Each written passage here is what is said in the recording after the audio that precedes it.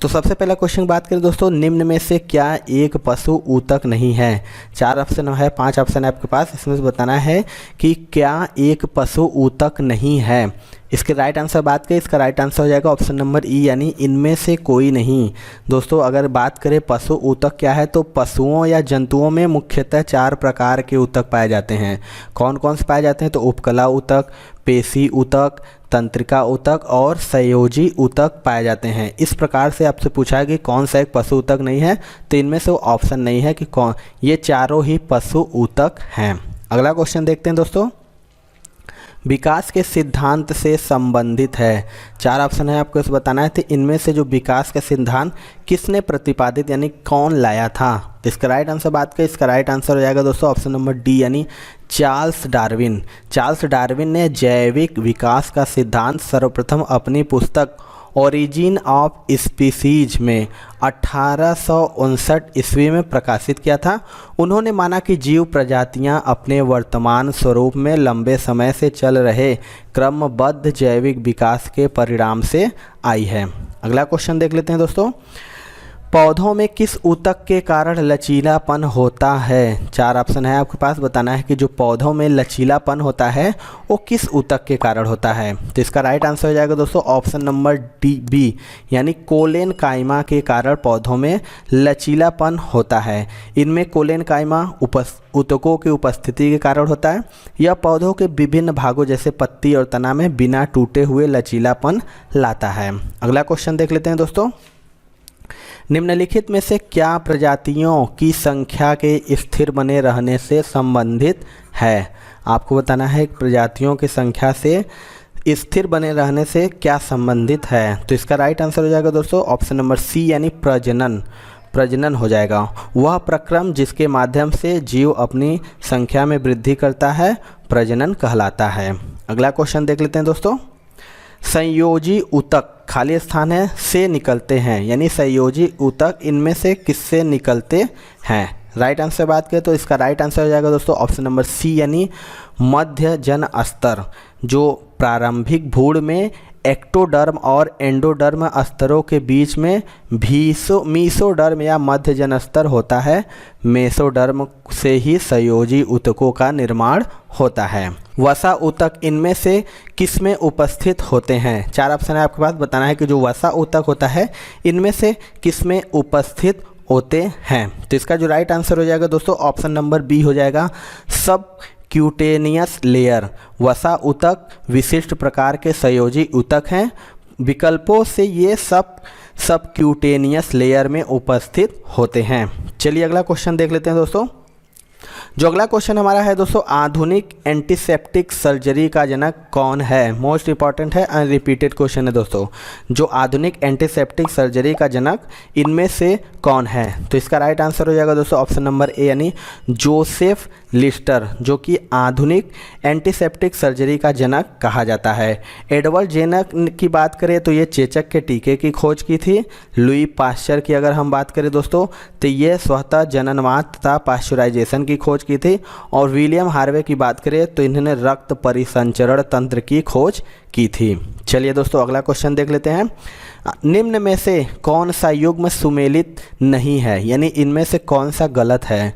तो आपको बताना 4 ऑप्शन है, इनमें से आपको बताना है कि इनमें से कौन सा गलत है। तो इसका राइट आंसर हो जाएगा ऑप्शन नंबर ए, यानी जोसेफ लिस्टर, जो कि कुष्ठ रोग का उपचार, ये गलत है। जोसेफ लिस्टर की बात करें दोस्तों तो ये एंटीसेप्टिक सर्जरी से संबंधित हैं। और जो तीनों हैं, जोनास ई सॉल्क वो पोलियो के विरुद्ध टीका की खोज की थी। अलेक्जेंडर की फ्लेमिंग की बात करें तो पेनिसिलिन की खोज की थी। और एडवर्ड जेनर की बात करें तो चेचक के विरुद्ध टीकाकरण खोज की थी। अगला क्वेश्चन देख लेते हैं दोस्तों, निम्नलिखित में से कौन सा रोग बैक्टीरिया से होता है। ये भी मोस्ट रिपीटेड क्वेश्चन है दोस्तों। आपको बताना है कि जो बैक्टीरिया से कौन सा रोग इनमें से होता है। तो इसका राइट आंसर हो जाएगा दोस्तों ऑप्शन नंबर ए, यानी तपेदिक जो होता है वो बैक्टीरिया से नामक से होता है। तपेदिक जिसे हम टीबी कहते हैं दोस्तों। रोग माइकोबैक्टीरियम ट्यूबरक्यूलोसिस जीवाणु द्वारा होता है। इसे हिंदी में एचमा भी कहा जाता है। क्या कहा जाता है, तो यक्षमा भी इसे कहा जाता है। अगला क्वेश्चन देख लेते हैं दोस्तों, अधिकांशतः प्रयोग किया जाने वाला प्रतिजैविक पेनिसिलिन बनता है। इनमें से आपको बताना है कि जो अधिकांशतः प्रयोग किया जाने वाला प्रतिजैविक पेनिसिलिन किससे बनता है। तो इसका राइट आंसर हो जाएगा दोस्तों ऑप्शन नंबर सी सॉरी कवक से बनता है। अधिकांशतः प्रयोग किया जाने वाला प्रतिजैविक पेनिसिलिन कवक पेनिसिलियस नाइटेम तथा पेनिसिलियम क्राइसोजेनम से प्राप्त किया जाता है। अगर इसके खोज की बात करें दोस्तों तो अलेक्जेंडर फ्लेमिंग ने इसकी खोज वर्ष 1928 में की थी। ये भी आप लोगों को जरूर याद कीजिएगा। अगला क्वेश्चन देख लेते हैं। लाइकेन दो जीवों का सहजीवन माना जाता है, वह सूक्ष्म जीव है। 4 ऑप्शन है आपके पास। बताना है कि जो लाइकेन है दो जीवों का सहजीवन माना जाता है, वे सूक्ष्म जीव कौन है। तो इसका जो राइट आंसर हो जाएगा दोस्तों ऑप्शन नंबर बी हो जाएगा, शैवाल और कवक। लाइकेन दो जीवों का सहजीवन माना जाता है जिसमें शैवाल और कवक सहजीवन व्यतीत करते हैं। अगला क्वेश्चन देख लेते हैं। निम्नलिखित में से कौन सा रोग जीवाणु के कारण होता है। 4 ऑप्शन है आपके पास। बताना है कि इनमें से कौन सा रोग जीवाणु के कारण होता है। तो इसका राइट आंसर हो जाएगा दोस्तों ऑप्शन नंबर डी, यानी हैजा जो है वो जीवाणु के कारण होता है। हैजा जिसे हम कोलेरा भी कहते हैं, वाइब्रियो कोलेरी नामक जीवाणु से, जबकि चेचक की बात करें हम तो ये स्मॉल पॉक्स वायरस से, और पेचिस की बात करें तो ये एक्ट अमीबा हिस्टोलिटा से, तथा इन्फ्लुएंजा नामक संक्रमण रोग इन्फ्लुएंजा विषाणु के कारण होता है। अगला क्वेश्चन देख लेते हैं। निम्नलिखित में कौन सा वायरस से फैलता है। ये भी most repeated and most important question है दोस्तों कि वायरस से कौन सा रोग फैलता है। तो इसका राइट आंसर हो जाएगा दोस्तों ऑप्शन नंबर ए, यानी इन्फ्लुएंजा। अभी मैंने आपको बताया था इन्फ्लुएंजा जो कि वायरस से फैलता है। टाइफाइड रोग साल्मोनेला टाइफी नामक जीवाणु के संक्रमण से होता है। अगला क्वेश्चन देख लेते हैं दोस्तों। डिप्थीरिया तथा इन्फ्लुएंजा बीमारी किन कारणों से होती है। अभी मैंने आपको बताया है, तो आपको बताना है कि डिप्थीरिया तथा इन्फ्लुएंजा बीमारी किन कारणों से होती है। तो इसका जो राइट आंसर हो जाएगा दोस्तों ऑप्शन नंबर बी, यानी बैक्टीरिया तथा वायरस क्रमशः।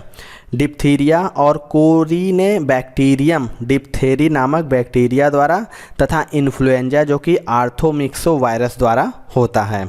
चलिए अगला क्वेश्चन देख लेते हैं। सूक्ष्म जीवाणुओं से प्राप्त वे तत्व कौन से हैं जिनका उपयोग सूक्ष्म जीवाणुओं को नष्ट करने के लिए किया जाता है। 4 ऑप्शन है आपके पास। बताना है, इसमें राइट आंसर हो जाएगा दोस्तों ऑप्शन नंबर बी, यानी प्रतिजैविक जो कि एंटीबायोटिक सूक्ष्म जीवाणुओं से प्राप्त होते हैं और इनका उपयोग सूक्ष्म जीवाणुओं को नष्ट करने में किया जाता है। अगला क्वेश्चन देख लेते हैं। निम्नलिखित में से कौन सी बीमारी जीवाणु संक्रमण के कारण होती है। मोस्ट इंपॉर्टेंट ये भी क्वेश्चन है दोस्तों। बताना है कि कौन सी बीमारी जीवाणु संक्रमण के कारण होती है। तो इसका राइट आंसर हो जाएगा ऑप्शन नंबर सी, यानी कुष्ठ रोग जो है वो जीवाणु संक्रमण के कारण, जो कि माइकोबैक्टीरियल लेप्री नामक जीवाणु के संक्रमण से होता है। अगला क्वेश्चन देख लेते हैं दोस्तों। निम्न के द्वारा दूध खट्टा किया जाता है, यानी इनमें से किसके द्वारा दूध को खट्टा किया जाता है। इसके राइट आंसर बात करें दोस्तों तो इसका राइट आंसर हो जाएगा ऑप्शन नंबर बी, यानी बैक्टीरिया से ही दूध को खट्टा किया जाता है, जो कि लैक्टोबैलिसस नामक बैक्टीरिया द्वारा ही दूध यानी दही को खट्टे में परिवर्तित किया जाता है। अगला क्वेश्चन देख लेते हैं। सूक्ष्म जीवाणुओं युक्त पदार्थ का शीतीकरण एक प्रक्रिया है जिसका कार्य है। आपको बताना है, इनमें से 4 ऑप्शन है। तो राइट आंसर की बात करें दोस्तों तो इसका राइट आंसर हो जाएगा ऑप्शन नंबर सी, यानी जीवाणुओं को निष्क्रिय करना। सूक्ष्म जीवाणु युक्त पदार्थ का शीतीकरण एक प्रक्रिया है जिसका कार्य है जीवाणुओं को निष्क्रिय करना, क्योंकि न्यून तापमान पर जीवाणुओं की वृद्धि तथा उपापचयी क्रियाएं कम हो जाने से ये निष्क्रिय हो जाते हैं। चलिए अगला क्वेश्चन देख लेते हैं। उस रोग का चयन करें जो कि एक मनुष्य से दूसरे मनुष्य में सीधे नहीं फैलता है। बहुत अच्छा क्वेश्चन है और मोस्ट रिपीटेड ये भी क्वेश्चन है। बताना है कि कौन सा वो रोग है जो एक मनुष्य से दूसरे मनुष्य में सीधे नहीं फैलता है। तो इसका जो राइट आंसर हो जाएगा दोस्तों ऑप्शन नंबर बी, यानी टिटनेस है, जो कि एक मनुष्य को दूसरे मनुष्य में सीधे नहीं फैलता है। अगला क्वेश्चन देखते हैं दोस्तों। एड्स वाले को आवश्यक रूप से HIV संक्रमण होता है, इससे क्या तात्पर्य है? ये भी मोस्ट इंपॉर्टेंट क्वेश्चन है दोस्तों। तो इसका जो राइट आंसर हो जाएगा दोस्तों, ऑप्शन नंबर हो जाएगा ए, यानी यदि आपको एड्स यानी HIV है तो आपको HIV होगा, यानी सॉरी यहाँ अगर आपको एड्स है तो आपको HIV जरूर होगा। HIV जो कि संक्रमण की अंतिम अवस्था है, अतः यदि एड्स होगा तो HIV निश्चित होगा, किंतु यह आवश्यक नहीं है कि HIV संक्रमित व्यक्ति को एड्स हो। अगला क्वेश्चन देख लेते हैं। एड्स का अर्थ है, most important and most repeated question है ये। एड्स का पूरा नाम या एड्स का फुल फॉर्म ये क्या है? तो इसका जो राइट आंसर हो जाएगा दोस्तों, option number C, acquired immuno deficiency syndrome. या तो फुल फॉर्म कह लीजिए या तो इसका पूरा नाम या इसका अर्थ। एड्स का ये जरूर आता है मैक्सिमम एग्जाम में। अगला क्वेश्चन देख लेते हैं दोस्तों। एड्स फैलता है, अब बहुत अच्छा क्वेश्चन ये भी है, मतलब एड्स किसके द्वारा फैलता है? 4 ऑप्शन आपके पास दिया है, इनमें से बताना है कि जो एड्स है वो किसके द्वारा फैलता है। तो इसका राइट आंसर हो जाएगा दोस्तों ऑप्शन नंबर डी, यानी शारीरिक संपर्क से। अगला क्वेश्चन देख लेते हैं। पैरासीटामॉल उपयोग में लाया जाता है, इनमें से आपको बताना है कि जो पैरासीटामॉल है वो किसके उपयोग में लाया जाता है। तो इसका राइट आंसर हो जाएगा दोस्तों ऑप्शन नंबर ए, यानी शरीर के दर्द निवारण में। पैरासीटामॉल का उपयोग शरीर के दर्द निवारक तथा बुखार को कम करने के लिए किया जाता है। इसे ज्वरनाशक दवा के रूप में भी प्रयोग किया जाता है। चलिए अगला क्वेश्चन देख लेते हैं दोस्तों। निम्नलिखित में कौन सी दवा एंटीबायोटिक है? 4 दवा है, इसमें से आपको बताना है कि कौन सी एंटीबायोटिक है। तो इसका राइट आंसर हो जाएगा दोस्तों ऑप्शन नंबर सी, यानी पेनिसिलिन, जो कि पेनिसिलिन प्रथम एंटीबायोटिक है। इसकी खोज की अगर बात करें तो दोस्तों अलेक्जेंडर फ्लेमिंग ने वर्ष 1928 में इसकी खोज की थी। अगला क्वेश्चन देख लेते हैं। ये लास्ट क्वेश्चन है दोस्तों। नाइट्रोजन स्थिरीकरण में लेग हीमोग्लोबिन का मुख्य कार्य क्या है? 4 ऑप्शन है आपके पास, बताना है कि जो नाइट्रोजन स्थिरीकरण में है हीमोग्लोबिन, लेग हीमोग्लोबिन का मुख्य कार्य क्या है? तो इसका राइट आंसर हो जाएगा दोस्तों ऑप्शन नंबर ए, यानी ऑक्सीजन का अवशोषण। नाइट्रोजन स्थिरीकरण में लेग हीमोग्लोबिन का जो मुख्य कार्य है वो ऑक्सीजन का अवशोषण करना है, क्योंकि राइजोबियम जीवाणु ऑक्सीजन की अनुपस्थिति में कार्य करता है। लेग हीमोग्लोबिन पौधों में ऑक्सीजन के वाहक के रूप में भी कार्य करता है। तो ये थे दोस्तों आज की वीडियो। आपको वीडियो कैसा लगा कमेंट सेक्शन में जरूर बताइएगा।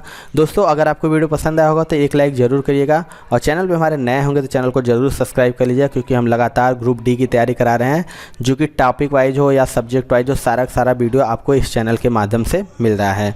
तो मिलते हैं दोस्तों अपने अगले वीडियो में, तब तक के लिए जय हिंद जय भारत।